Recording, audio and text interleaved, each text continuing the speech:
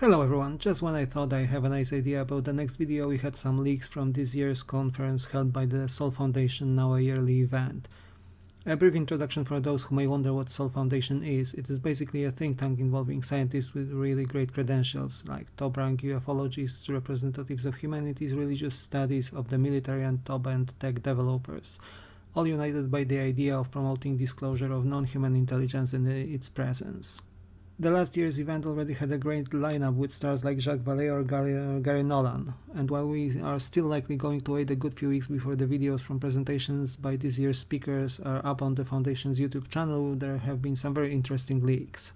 If I understood correctly, one of the speakers this year was Dr. W Davies. He is a physicist with a long-standing career working for the US government and a party to the famous Wilson-Davies memo, in which himself and Admiral Wilson have discussed the legacy UFO program and an attempt at getting information about said program effectively stonewalled. This year, Dr. Davies apparently very much confirmed what many have already suspected for a very long time, stating that he is a first-hand witness to the legacy UFO program. This means that he may have direct involvement with non-human craft technology and/or biologics and may have participated in a reverse engineering effort attempting to recreate exotic tech. Dr. Davies also explained why disclosure, as most of us understand it, is currently impossible. The evidence everyone is involved in, so basically crashed off or intact craft, alien bodies and so on, is effectively protected by something called Title 10 and Title 50 regulations, which as I understand it, regulate access to sensitive information with serious implication for national security. On top of that, there are several executive orders issued by the Office of the President of the United States, which means that any possible flow of information of that caliber would be effectively and efficiently stopped within the government structures. Dr. Davies also confirmed that he is one of the 40 witnesses mentioned during last year's UAP hearing by David Grush during his explosive testimony, further cementing his status as a first-hand witness.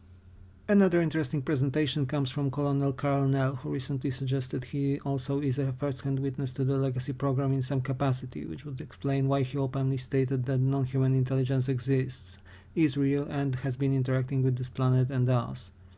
Here we can see the colonel himself speaking during this year's Sol conference.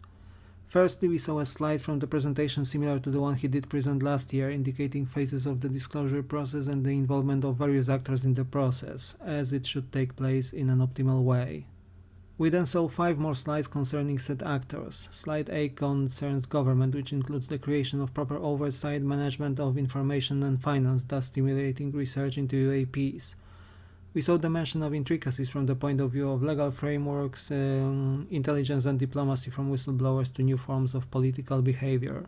Slide B discusses humanities. We indeed need new people in the academia trained with the paradigm indicating that we are not alone.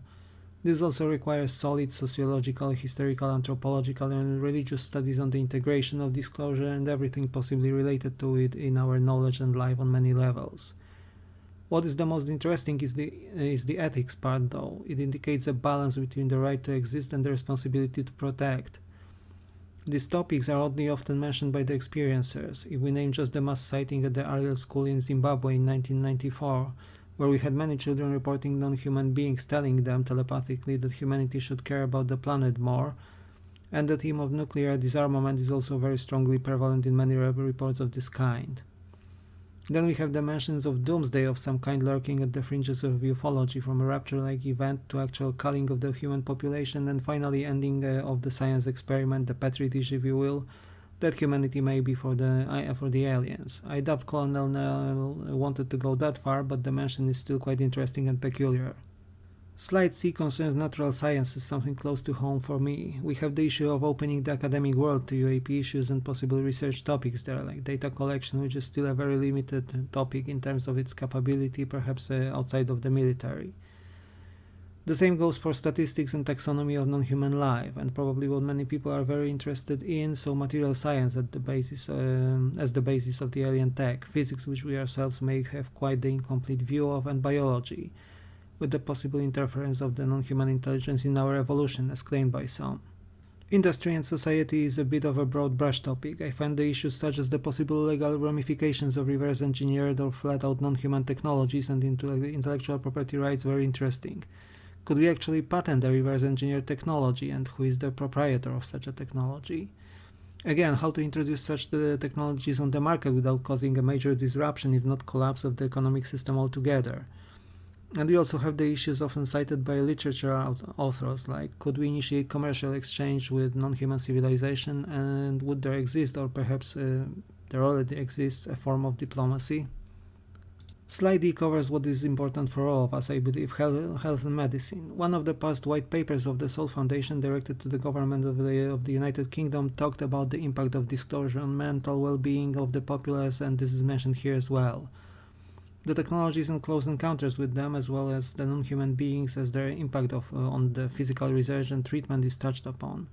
It is not too far-fetched to imagine the possibilities of curing most, if not all ailments so many of us still have to live with today. We then also have the topic of exceptional experience research. This includes both physical effects on the experiencers, with alien implants mentioned recently by whistleblowers and before the Congress, for example.